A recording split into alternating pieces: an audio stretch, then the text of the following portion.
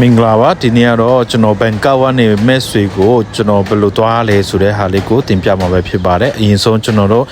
ကားလက်မှတ်ကို online ပေါ်မှာဝယ်ပြီးပြီဆိုရင်အခုကျွန်တော် shop ထားတဲ့အတိုင်းပေါ့နော်ဒီဘန်ကောက် bus terminal ဆိုပြီးတော့မှ chat to chat မိုချစ်2ဆိုတဲ့နေရာကိုရိုက်ပြီးတော့မှဒီ bus ကားကွင်းထဲကိုလာရမှာပဲဖြစ်ပါတယ်ခင်ဗျလူကတော့တော်တော်များပါတယ်အရန်နဲ့ကိုများပါတယ်ခင်ဗျ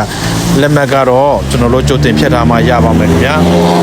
တွားခါနေလာခါနေမှလက်မဖြတ်မယ်ဆိုရင်တော့ရဖို့မတိချပါဘူးခင်ဗျဒါကြောင့်ကြိုတင်ပြင်ဆင်ထားဖို့အတွက်ကျွန်တော်တတိပေးချင်ပါတယ်ခင်ဗျဒီကကားကွင်းလို့သာပြောတာတကယ်ကိုလေရင်ကွင်းလိုမျိုးပဲပေါ့နော်ကျွန်တော်တို့တွားတဲ့ပုံစံကအစစစ်စေးရေးဂိတ်တွေကအစပေါ့နော်လေရင်နဲ့တပုံစံနဲ့ပဲကြည့်လိုက်ပါအောင်ကျွန်တော်တို့ပေါ့နော်ကားကမှလူတော်များတယ်ကျွန်တော်တို့လက်မှတ်ထဲမှာပါတဲ့ကို platform ပဲ platform မှာကြားလဲဆိုတာကိုကျွန်တော်တို့လက်မှတ်ကိုကြည့်ပြီးတော့မှကျွန်တော်တို့ platform မှာတော့စောင့်နေရမှာပဲဖြစ်ပါတယ်ကျွန်တော်တို့ကတော့58မှာကြားတဲ့ဆိုချောင်းမို့58မှာတော့စောင့်နေပါတယ်ခင်ဗျကားကတော့အချိန်မီကွက်တီကိုရောက်လာပါတယ်သူထွက်တဲ့အချိန်ကျရင်လုံးဝကွက်တီထွက်မှာဖြစ်ပါတယ်ခင်ဗျဒါကြောင့်ကျွန်တော်နောက်ကျမယ်ပါဆိုရင်တော့ကြံခဲမှာပဲဖြစ်ပါတယ်ခင်ဗျကျွန်တော်ကတော့ကားညနေ8:00နာရီခွဲမှထွက်မဲ့ဟာကိုညနေ4:00နာရီကလေးကတော့ထိုင်ပြီးတော့မှစောင့်နေခဲ့ပါခင်ဗျာ။ဘာကြောင့်လဲဆိုရင်ကားတွေလမ်းတွေကြက်မှာဆိုလို့အချိန်မမီမှာဆိုလို့ဆိုမှစိုးရင်မှတွားခဲ့ပါတယ်။တကယ်တော့အဲ့လောက်ထိ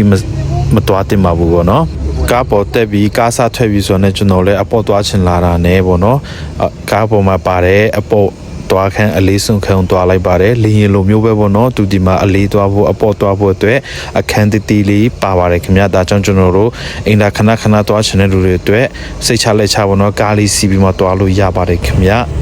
ကျွန်တော်အပေါ်သွားပြီးတော့မှပြန်လာတာနဲ့ကျွန်တော်တို့ဒီ bus man ကကျွန်တော်တို့စားစရာမုံနဲ့ရေတံပူးလေးတွေလာဝေပေးပါတယ်ခင်ဗျ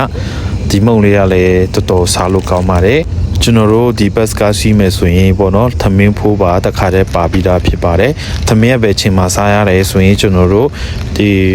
ချင်းမိုင်ရောက်ခါနီးမှာပေါ့နော်သူတို့သမင်းဆိုင်ရှိပါတယ်အဲ့ဒီနေရာမှာတစ်ထောက်နားပြီးတော့မှသမင်းလေးရေတွေဆင်းတောက်လို့ရပါတယ်ခင်ဗျဒါကတော့ကျွန်တော်တို့လက်မှတ်ထက်မှာတခါတည်းပါပြီးသား buffet ဖြစ်ပါတယ်ခင်ဗျဒါကြောင့်ကုန်ကြစည်တက်တာနဲ့ခီးသွားချင်တယ်ဆိုရင်ဒီလို bus ကားပေါ့နော်ဒီကားနဲ့သွားမယ်ဆိုအရင်တက်တာပါတယ်လေရင်စီးလောက်တော့ဈေးမရှိဘူးပေါ့နော်ဘန်ကောက်ကနေပြီးတော့မှချင်းရိုင်းအထိသွားတာပေါ့နော်ချင်းမိုင်ရောက်ခါနီးသမင်းစားတဲ့အချိန်တစ်ချိန်ပဲနားပါတယ်ကျန်တဲ့အချိန်ကတော့ကျွန်တော်တို့ချောချူနေပေါ့နော်